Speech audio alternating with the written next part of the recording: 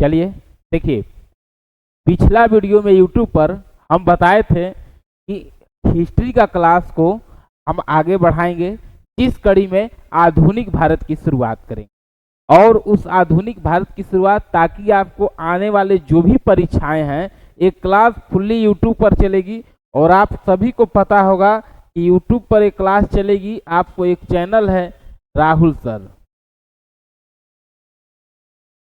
@the official पे सभी classes आपको मिलेगी।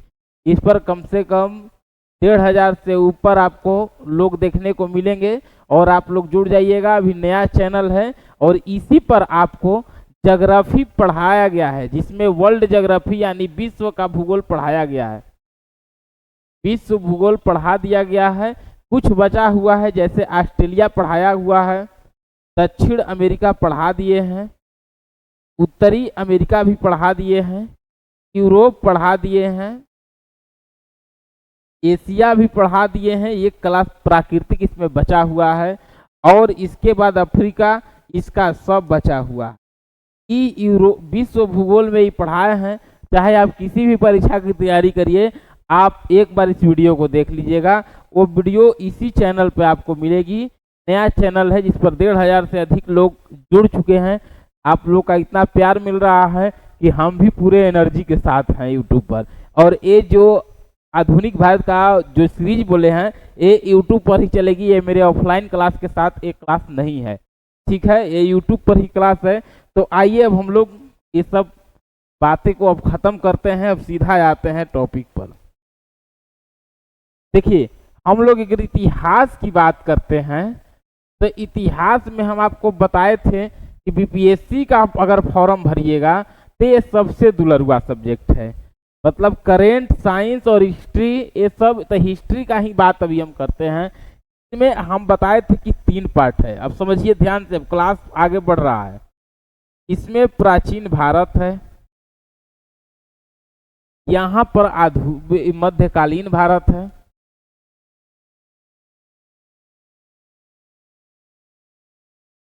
मध्यकालीन भारत, और यहाँ पर है आधुनिक।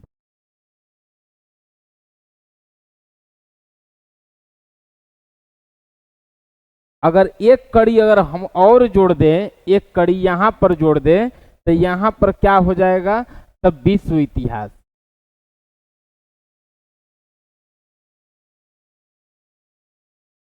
अब समझिएगा, हम आधुनिक की शुरुआत करेंगे, लेकिन 5 मिनट समझिए कि हम कहना क्या चाह रहे हैं। देखिए, प्राचीन भारत, अगर एग्जाम बीपीएससी में बैठिएगा तो लगभग 4 से 5 क्वेश्चन देखने को मिलता है, समझिएगा। मध्यकालीन भारत से कुछ दिनों से हम देख रहे हैं कि थोड़ा सा इसका वेटेज कम हो गया, लेकिन एवरेज इसका भी 4 से 5 है। आधुनिक भारत को तो कहबे मत करिए, ये कम से कम 18 से 20 क्वेश्चन का कवरेज देगा। अगर आप बिहार पुलिस इस सब का परीक्षा दे रहे हैं, टीचर का परीक्षा दे रहे हैं, तब विश्व इतिहास समझिए कि एक एक शब्द टॉनिक है। विश्व इतिहास से भी क्वेश्चन आती है सब परीक्षाएं में। देखिए, यही 4 चीज हमको पढ़ना है। और इतिहास की खूबसूरती है कि इसमें 4 चीज को एकदम पकड़ के रखना है। जैसे कोई भी चैप्टर हम पढ़ते हैं तो सामाजिक, धार्मिक,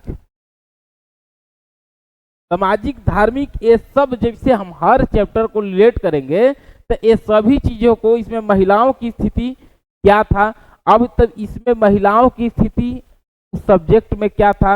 अगर हम आधुनिक काल पढ़ रहे हैं तो जब यूरोप के कंपनियों का आगमन होगी, महिलाओं की स्थिति क्या था। जब 1857 का विद्रोह होगा तब महिलाओं की स्थिति क्या था।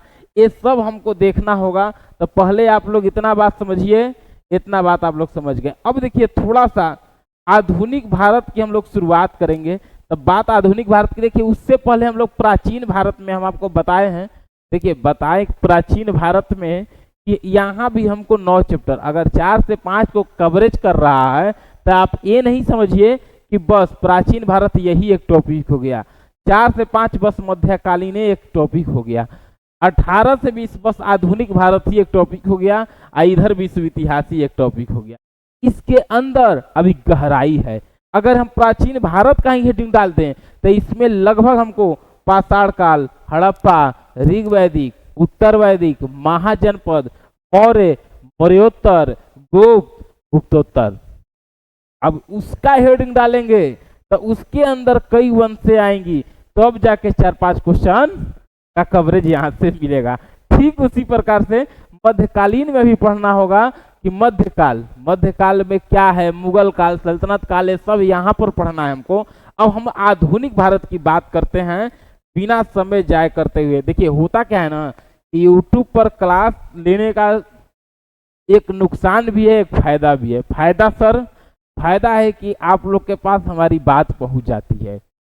हमारे लिए क्या नुकसान है, तो कम शब्दों में कम समय में अपनी सभी बातों को कह देना, जैसे कि वीडियो लंबा भी ना हो और अपनी बातों को भी कहा जा सके। अब देखिए यहां से हम लोग अगर आधुनिक भारत का हेडिंग डालते हैं, देखिए यही है आधुनिक भारत।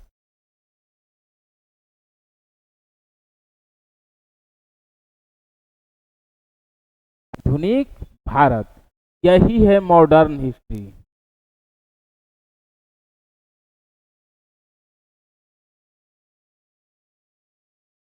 अब बात समझिए, तो मॉडर्न हिस्ट्री की बात करेंगे तो पहले तो पाठ्यक्रम समझिए। पाठ्यक्रम कहने का मतलब तो सर सिलेबस समझिए। क्या इसलिए कुछ लोग अंग्रेजी भी समझता है, तो देखिए अब बात समझिए। इसमें हम लोग जो चैप्टर पढ़ेंगे पाठ्यक्रम में, तो देखिए अब ध्यान से पहले पाठ्यक्रम समझिए कि हम लोग क्या क्या पढ़ने का प्रयास करेंगे इसमें। तो पहले समझिए कि पहला टॉपिक क्या देख लेंगे हम लोग, सामान्य जानकारी। अन्य जानकारी, देखिए इसी फॉर्मेट पर क्लास लेंगे हम यूट्यूब पर। अब दूसरा क्या समझ लेंगे, तो यूरोपीय कंपनी का आगमन, जैसे फ्रांसीसी ढच, जितना हम बताए थे वर्ल्ड ज्योग्राफी के दौरान कि जितना भी देशों पर कब्जा किया है यूरोपीय वाला सब किया है। बताए थे ना कि छठा बड़ा महादेश है, और ये सभी जो देशों पर कब्जा हुआ है ये सब यही सब किया है यूरोप के लोग। तो मतलब यूरोपीय कंपनी का आगमन, यूरोपीय कंपनी का आगमन। अब यूरोपीय कंपनी का आगमन, तो यहां हम लोग देख लेंगे ब्रिटिश शक्ति का विस्तार। ब्रिटिश शक्ति का विस्तार, ये कहां विस्तार, तो भारत में। ब्रिटिश शक्ति का विस्तार भारत में। अब ब्रिटिश का विदेश नीति भी देख लेंगे हम। ब्रिटिश का विदेश नीति मतलब अंग्रेज लोग ज्यादा दिन शासन किया, तो इन लोग का हम लोग विदेश स्तर पे भी कुछ नीतियां देख लेंगे हम लोग। के बाद हम लोग क्या देख लेंगे, 1857 का विद्रोह।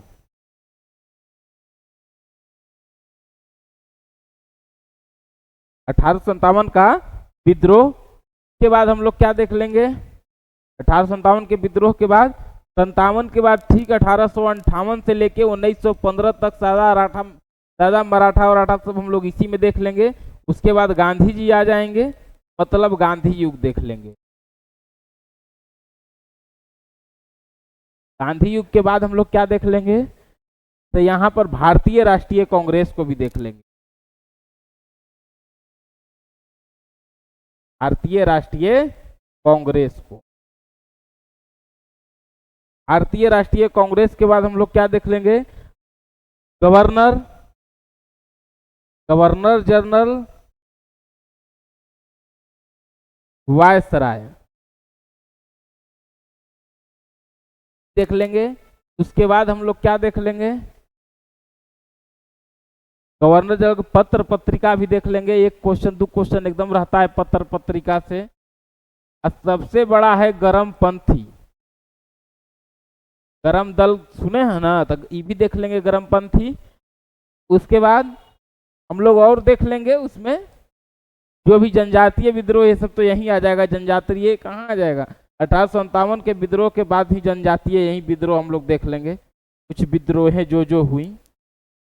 देखिए ऑलमोस्ट इतना चीजें हमको ध्यान में रखना है, समझिएगा। सिलेबस पहले हम मॉडर्न हिस्ट्री का लिखे हैं, क्या क्या, सामान्य जानकारी, यूरोपीय कंपनी का आगमन और ब्रिटिश शक्ति का विस्तार भारत में, उसके बाद ब्रिटिश का विदेश नीति, 1857 का विद्रोह, और उसके बाद 1858 से लेके 1915 तक एक साथ देख लेंगे, और उसके बाद हम लोग गांधी युग देख लेंगे, भारतीय राष्ट्रीय कांग्रेस देख लेंगे, पत्र पत्रिका देख लेंगे, गवर्नर वायसराय गवर्नर जनरल देख लेंगे। उसके बाद हम लोग इतना देखने के बाद और कुछ याद आएगी तो उसको भी देख लेंगे। अब देखिए यहाँ अगर बीपीएससी का बात करिएगा तो गांधी युग से कम 3 से 5 क्वेश्चन मिलेगा आप। पत्र पत्रिका से बात करिएगा तो कम से कम 1 से 2 क्वेश्चन आपको यहाँ मिलेगा। जितना टॉपिक लिखे हैं समान जानकारी से 2 क्वेश्चन देखने को मिलेगा आपको एग्जाम में। जितना भी टॉपिक हम लिखे हैं अभी ये सारा आपको समझिए कि एग्जाम के दृष्टिकोण से बहुत महत्वपूर्ण है। इतना चीज पहले हमारा समझ गए। देखिए यूट्यूब पर क्लास है तो ही नहीं समझिए कि एकदम मैंने डंडी मारा जा रहा है, एकदम देखिएगा गहराई से पढ़ाएंगे। अभी आज इतिहास की शुरुआत कर रहे हैं, इस सिलेबस समझ गए। सिलेबस समझने के बाद अब देखिए अगर हम बात आधुनिक भारत की कर रहे हैं, अभी हम प्राचीन भारत लिखे थे। अब बात थोड़ा सा ध्यान रखिए, तो प्राचीन भारत एकदम बेसिक क्लास है। अब प्राचीन भारत, अब इसमें पहला हेडिंग प्राचीन भारत अगर लिखें, अब मध्यकालीन भारत लिखें, मध्यकालीन भारत लिखें और आधुनिक भारत लिखें।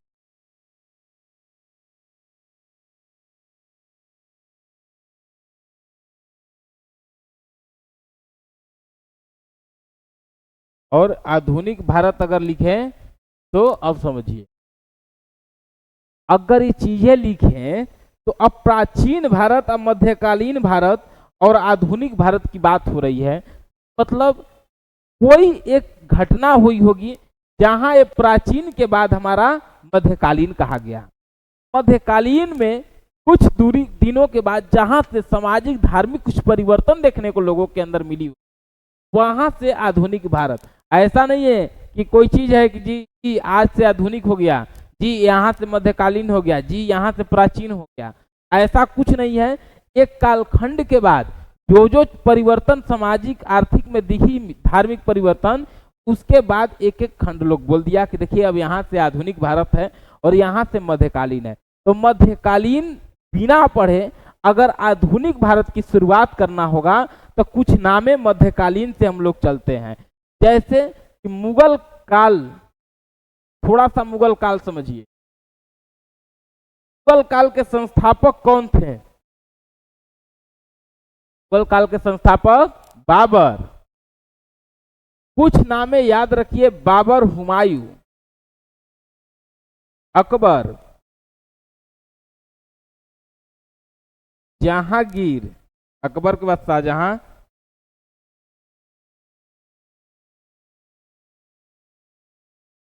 अकबर, जहांगीर, शाहजहां, और शाहजहां के बाद कम से कम औरंगजेब, बहादुर शाह, सिराजुद्दौला। इन लोग का बात बाद में आएगा। पहले जहां से हम आधुनिक भारत में प्रवेश करेंगे बस उसको समझिए एकदम। अभी हम मध्यकालीन से सीधा आधुनिक में भागेंगे 2 मिनट के अंदर। बाबर, हुमायूं, अकबर, जहांगीर, शाहजहां, औरंगजेब, इतना नाम याद रखिए। देखिए ये बाबर जो थे ये संस्थापक थे मुगल काल। अब आप लोग तो कम दिन रहा, लेकिन ये 2 नाम है। एक आपको अकबर, ये लगभग 49 वर्ष शासन किए, और ये नीचे में है औरंगजेब, भी 49 वर्ष शासन। अकबर कितना दिन शासन किए? 49। और एक कितना दिन किए? औरंगजेब 49। अब देखिए अकबर को तो और शासन करना चाहिए था, क्योंकि इस 14 वर्ष में ही राजा बने थे। सब मध्यकालीन में पढ़ाएंगे एक एक चीज तोड़ के, अभी बस खाली समझिए। 14 वर्ष में राजा बने, या 49 में अगर मर रहा है व्यक्ति 49 साल राज करके, तो ये तो कम दिन में मर गए। आई 45 के बाद राजा बनते हैं और उसके बाद 49 ठकैले हैं। समझ गए? अब ये बात अगर समझ गए तो देखिए, इसमें एक नाम अकबर जो थे, अकबर ने ही दान दिए थे। एक पहले मुगल काल का ये मेन सेंटर हुआ करता था, और यहाँ पर ये मेन लाल किला में लोग रहता था दिल्ली में। और इन्हीं के बगल में आपको यहाँ पर एक हिस्सा था पंजाब, जो हम लोग देख रहे हैं। यहीं पर अकबर ने 500 बीघा जमीन दान दिए। जो आज का अमृतसर देख रहे हैं आप लोग, ये अमृत शहर है। अकबर ने 500 बीघा जमीन दान में दिए थे। अब औरंगजेब की बात करते हैं। देखिए, औरंगजेब जब शाहजहां की तबीयत खराब होने लगी, शाहजहां ने ही स्थापत्य के काल, अगर पूछेगा आपको कि स्थापत्य के काल भवन ये सब बनाने के दौरान, तो स्वर्ण काल कहा जाता है शाहजहां के स्थापत्य के क्षेत्र में। ताजमहल भी यही बनवाए हैं अपने मुमताज के याद में। कौन? शाहजहां। अब औरंगजेब जब इनका तबीयत शाहजहां का बिगड़ने लगा, तो ये अपने बड़े बेटे दारा सिखो को हेड बनाना चाहते थे। अब समझिए, थोड़ा सा मध्यकालीन में घुसे हुए हैं, बस 2 मिनट। दारा सिखो को हेड बनाना चाहते थे, लेकिन औरंगजेब को ये चीज मंजूर नहीं था। अब उसके बाद का जब तबीयत खराब होने लगा, तो ये औरंगजेब क्या किए कि दारा सिखो को ही मार दिए। अब जब दारा सिखो मरे, तो ये शाहजहां का तबीयत बिगड़ल है, लेकिन जब सुने कि हमारा दारा सिखो को मार दिया औरंगजेब, औरंगजेब भी जबकि उन्हीं का लड़का है, तो शाहजहां का तबीयत ठीक हो गया। अब औरंगजेब को लग रहा है कि ऐसा ना हो कि हम ही को मार दें। कौन? ये शाहजहां हम ही को मार दें, औरंगजेब को। इसीलिए आगरा में ही इनको कैद कर दिया। आप समझिए कि शाहजहां, जो ये पूरे क्षेत्र का जो राजा शाहजहां, वो अपने जीवन के अंतिम दौर में रोते हुए मरे हैं। जीवन के अंतिम दौर में रोते हुए मरे हैं। और इसके बाद से ही जितना लोग आएगा, बहादुर शाह, फर्रुखसिंह, जहांदार शाह, औरंगजेब के बाद अचानक मुगल काल का डिक्लाइजेशन होगा। क्यों? औरंगजेब को पता था कि जैसे हम अपने पिता को कैद किए, उसी प्रकार से काल दिन अगर हमको भी लोग कैद करे, यानी हमारा बच्चा, तो हम पूछेंगे कि क्यों, तो लोग यही कहेगा कि आप भी जो किए थे हम भी वही कर रहे हैं। समझ गए? इसके बाद से ही कई इतिहासकार लोग यहाँ तक कह दिया कि उल्लू माने बाज के घोंसले में उल्लू का जन्म, मतलब ये लोग बाज था। इन लोग के बाद जो लोग आएगा, उन लोग को उल्लू की संज्ञा दिया गया है। उन लोग को उल्लू की संज्ञा दिया गया है, मतलब कि बाज के घोंसले में उल्लू के। अब देखिए, जैसे ही औरंगजेब था उस दौरान, देखिए अगर ये हमारा भारत है, तो यहाँ पर एक शक्तियां चल रही थी, ये मुगल काल, और यहाँ दक्षिण में एक चल रहा था ओडियार।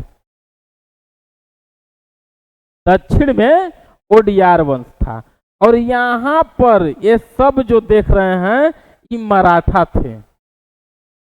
मराठा, यही ओडियार वंश में ये मुगल काल होते हुए भी यहाँ हिंदुओं का शासन था। लेकिन इसी पर आप लोग सुने कि हैदर अली, जो मैसूर देख रहे हैं, मैसूर, यही हैदर अली कब्जा कर लिया। अब समझिए, औरंगजेब के इस सेक्टर में इधर मराठा चल रहा है, इधर ई चल रहा है, ओडियार चल रहा है। अब ई जब ऐसे चल रहा है, अब ई समझिए कि सब भारत है, मराठा पूरा इधर तक चढ़ल है।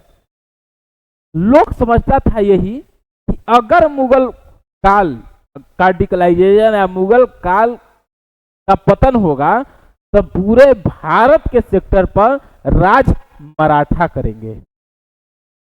राज मराठा करेंगे। लेकिन अब वही कहानी 2 मिनट समझना है। अब देखिए, अभी आधुनिक भारत नहीं है, अभी थोड़ा सा 2 मिनट का कि बेस हो जाएगा ताकि उस शुरुआत करने में हमको दिक्कत न हो।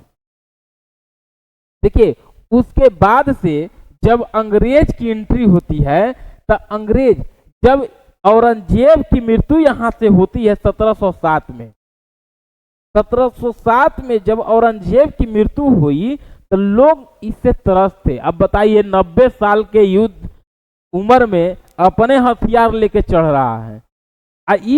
बहुत राजा लोग सोचा कि हम लोग स्वतंत्रता की घोषणा कर दे औरंगजेब के शासनकाल में, कि हम लोग कह दे कि अब हम लोग टैक्स वैक्स नहीं देंगे, हम लोग स्वतंत्र राजा हैं। लेकिन हिम्मत किसी का नहीं हो रहा है, क्योंकि औरंगजेब अरे जी अपने बापे के जेल में बंद कर दिया राजा बनने के लिए। समझ रहे हैं? अब यहां पर जब बात आई कि लोग सोचा कि हम लोग स्वतंत्रता की घोषणा करें, लेकिन हिम्मत नहीं हो रहा है। उसी में से एक राजा बोल दिए कि हम स्वतंत्र हैं, हम टैक्स नहीं देंगे। अब समझ में आ रहा है, 90 साल के उम्र में औरंगजेब पहुंचे वहां, जिंदे राजा का खाल नोचवा के बोले कि घुमा दो, ताकि अब ये गलती करने ये कहने का अब साहब कोई अन्य में न हो। अब वो चीज देख के और कोई स्वतंत्रता की घोषणा करेगा? लेकिन सब लोग कहा था कि एक बार मरिए आप। और देखिए, इन लोग शासन कैसे करते थे, एकदम सेंट्रलाइज, केंद्रीकृत एकदम शासन करते थे। और इन लोग 2 विभाग बनाए थे, एक फौजदार और एक दीवान।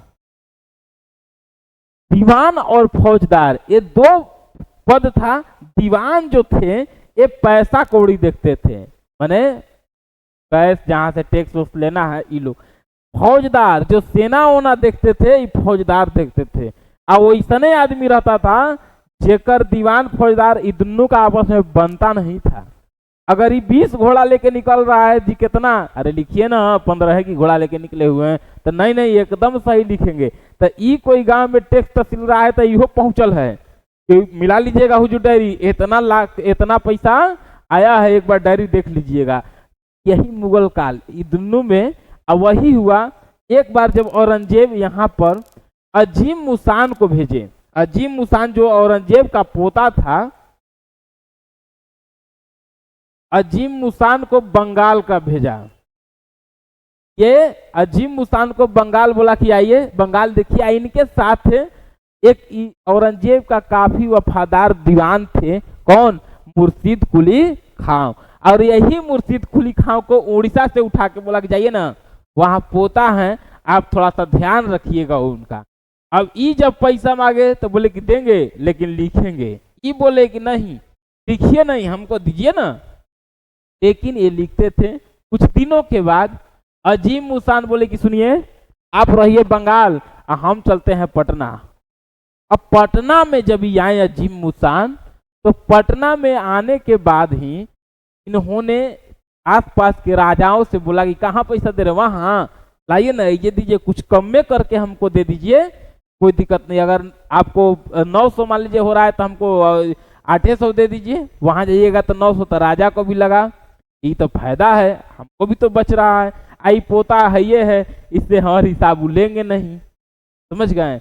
अब उस दौरान में अजीम मुसान अपना करोड़ों खर्चा किया वही पैसा का, और एक पटना में एक बहुत सुंदर, आप लोग नाम सुने हैं, अजीमाबाद। यही अजीम मुसान का बसाया हुआ शहर है। आप शहर क्या माने जगह है, आज भी अजीमाबाद पटना में देख रहे हैं ना। अब यहां तक आप बात समझ गए हमारा। अब इंतजार था कि कब मरे कौन? औरंगजेब। अब आइए देखा जाए।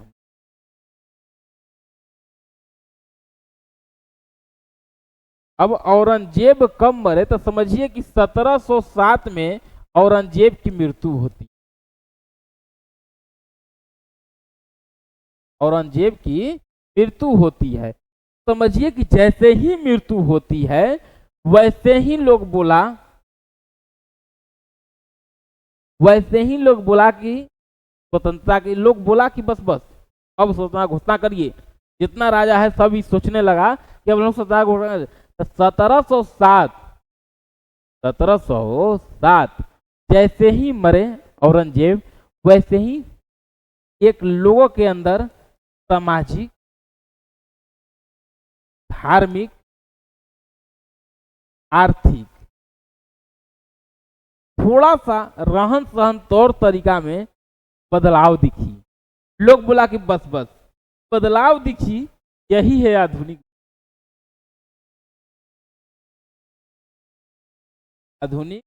भारत। तब तक कुछ इतिहासकार बोले कि नहीं। फिर यहाँ पर कुछ दिनों के बाद 1757 में पलासी की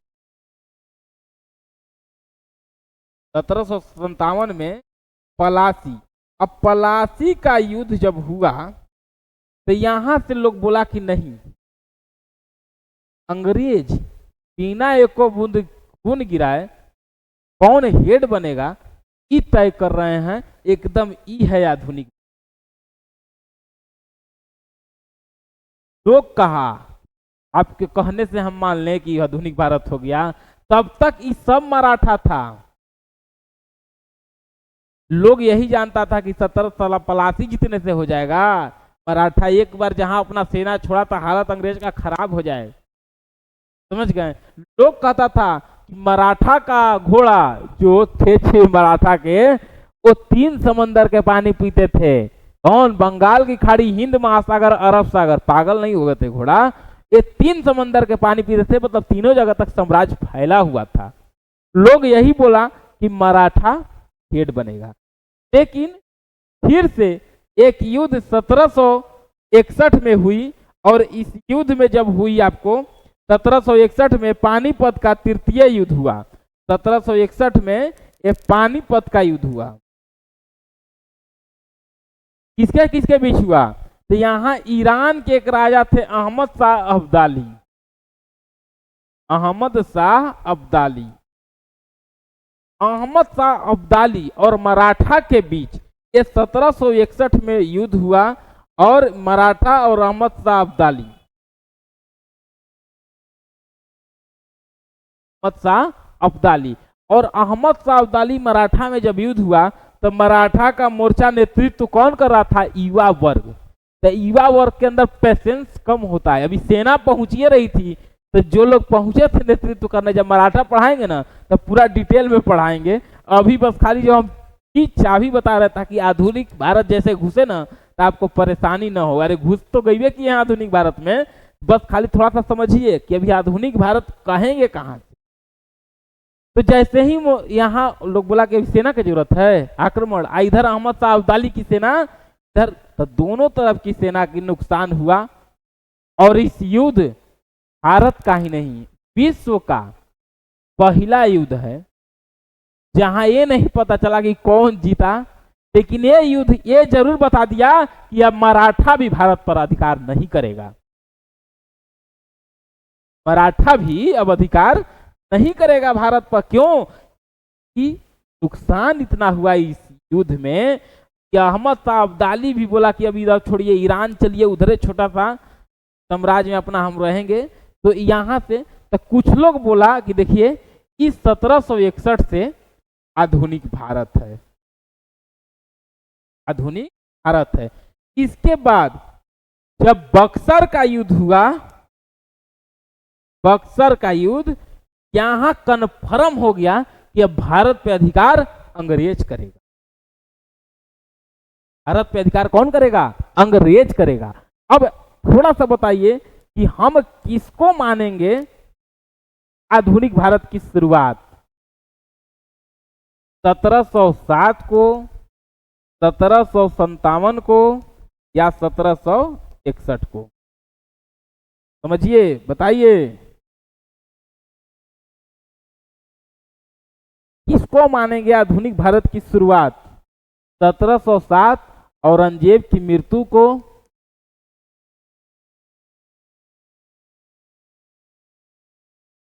पलासी के युद्ध को, और ये पानीपत का तृतीय युद्ध को।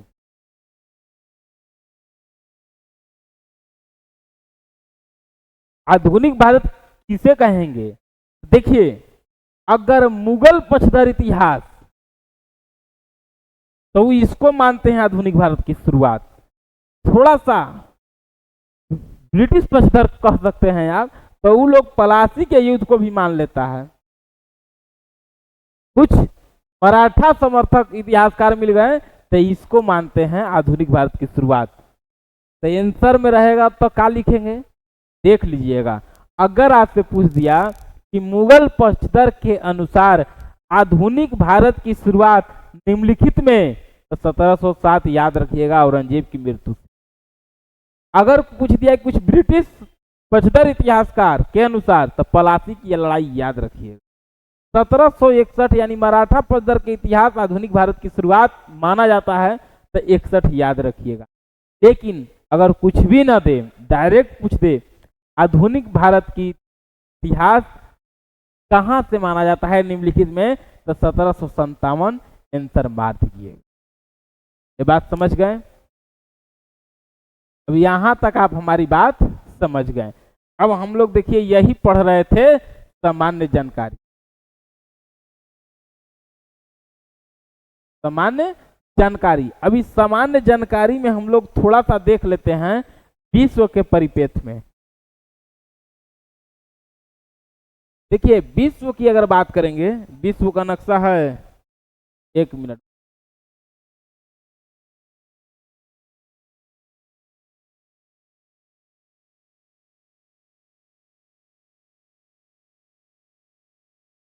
दिखेगा नहीं ना? दिख रहा है ना?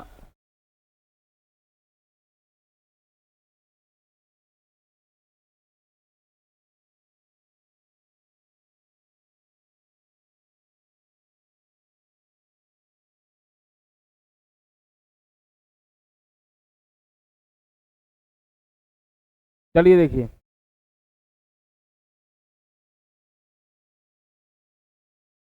देखिए विश्व और भारत, थोड़ा सा ये भी समझिए।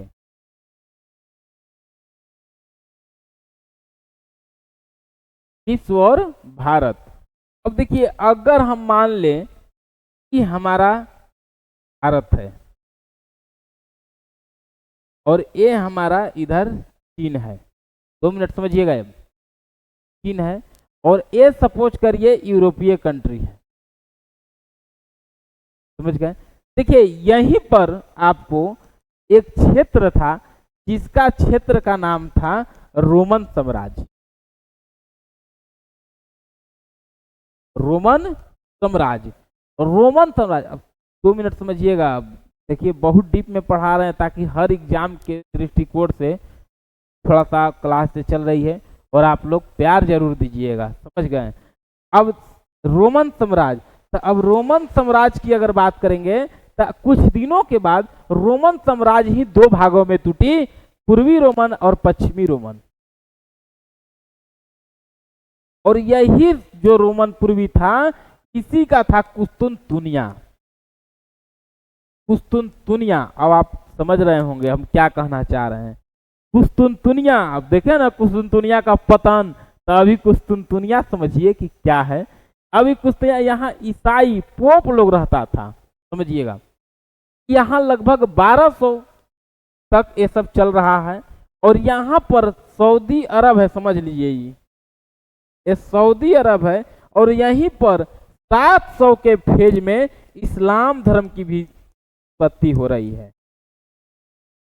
750 तक इस्लाम धर्म भी काफी फैल गया। मोहम्मद हैदर साहब के द्वारा जो इस्लाम धर्म यहाँ सऊदी अरब से बढ़ा, अब यही सऊदी अरब से बढ़ते बढ़ते ये लोग धीरे धीरे चढ़ने लगा। ऐसा लग रहा था कि पूरे इधर के क्षेत्रों में ईसाई का कब्जा होगा, मतलब ईसाई धर्म खूब होगा। लेकिन 750 में ये लोग धीरे धीरे जैसे ही लोग अथुई किया इस्लाम धर्म के लोग, तो यही कुस्तुनतुनिया, यही पर तुर्क मुस्लिम लोगों को कहा गया, जो अधिकार हुआ कुस्तुनतुनिया पर। तो कुस्तुनतुनिया का पतन हुआ, सपोज करिए पतन हुआ और तुर्क मुस्लिम का अधिकार हुआ। अब जब अधिकार हुआ तो होता क्या था कि ये भारत से मसाला जाता था। देखिए प्रकृति का एक बहुत अच्छी बातें हैं कि मसाला कि मांस मछली का खपत ठंडे प्रदेशों में ज्यादा है, लेकिन गरम मसाला जो होता है वो गर्म क्षेत्रों में होता है। समझ गए। अब गर्म क्षेत्रों में तो मसाला के लिए लोग यहाँ से इधर आता था। वही हम लोग देखे कि चीन से लेके यहाँ तक रोमन रेशम मार्ग, रोमन साम्राज्य तक रेशम मार्ग भी था। इधर के लोग भारत से व्यापार करता था, भारत चीन से, लेकिन इधर अमेरिका के बारे में लोग नहीं जानता था। इधर अमेरिका के बारे में लोग नहीं जानता था। अब इधर से जब लोग परिचित था, रेशम मार्ग जब सड़क के स्थल मार्ग से जब ये व्यापार हो रही थी, तो ये लोग बोला कि देखिए इधर आना है तो इस्लाम धर्म अपना के, समझ गए, तो इस्लाम धर्म अपना के आना होगा। तब समझिए कि लोग यहाँ के जो थे, अब भारत के खोज का वहां हुआ कि देखिए अब भारत का खोज किया जाए, भारत का खोज किया जाए। तो एक बात बताइए कि भारत कहीं भुलाया है कि खोजना है? नहीं। जब स्थल अवरुद्ध हो गया, जो मार्ग अवरुद्ध हो गया, अब वो लोग स्थल मार्ग से नहीं, उधर से कैसे आ सकता है? इसलिए वहां स्पेन, पुर्तगाल, ये सब के लोग बोले कि देखिए भारत को खोजा जाए। अब दुख यही है कि घर में मछली या मुर्गा आ जाए, अब मसाले न रहे। अब आप ही के यहाँ अगर मान लीजिए कि रात के 11 बज रहा है, मुर्गा आ गया रूम में और मसाला वसाला सब आप रखे हुए हैं, पेले नहीं है, तो कहाँ से बनेगा? कुछ लोग कहेगा कि जी दूसरे के रूम से ले लेंगे। हम संभावना व्यक्त किए कि मान लीजिए कि आपके कोई ऑप्शन नहीं है कि हम कहीं से तेल ले सकते हैं, तो दिल पे क्या बीतेगी वही चीज यहाँ के लोगों पर बीत रही है, समझे। अब जब यहाँ के लोगों पर बीत रही है तो लोग बुला के देखिए खोजिए। यहीं पर जब कुस्तुनतुनिया का पतन हुआ तो यही यहाँ के लोग, रोमन के लोग इटली चले गए और यहीं पर पुनर्जागरण हुआ 1400 के 1400 1450 में पुनर्जागरण, मतलब धर्म का युग। वहाँ धर्म, देखिए मध्यकाल में को डार्क फेज कहा जाता है, अंधकार के फेज कहा जाता है। तो मध्यकाल को तो यहाँ पुनर्जागरण, भारत में कब पुनर्जागरण है? 19वीं शताब्दी में, लगभग 400 वर्ष के बाद भारत में पुनर्जागरण हुई है। अभी इटली में पुनर्जागरण तो यहाँ से हुआ कि देखिए खोज को प्रोत्साहन दीजिए। यहाँ के राजा इसाबेल हुए या हेनरी द नेविगेटर हुए, ये लोग खोज को प्रोत्साहित कर रहा है कि देखिए खोजिए, और लोग भी मानता था। अब ये बताइए हमको, आइंस्टीन किसी के गोतिया तो याद हैं? आज भी हम नाम याद रखते हैं। हम लोग के 5वां पीढ़ी 6वां पीढ़ी जाते जाते हैं, अपने दादा परदादा का नाम नहीं याद होता है, लेकिन वो लोग कहते थे कि 10 साल जिंदा रहिए, लेकिन कुछ खोज दीजिए कि लोग याद रखें, समझ गए। उसी बीच में ये लोग प्रोत्साहन कर रहा था और प्रोत्साहन के साथ कई लोग खोज के लिए उस समय हुआ।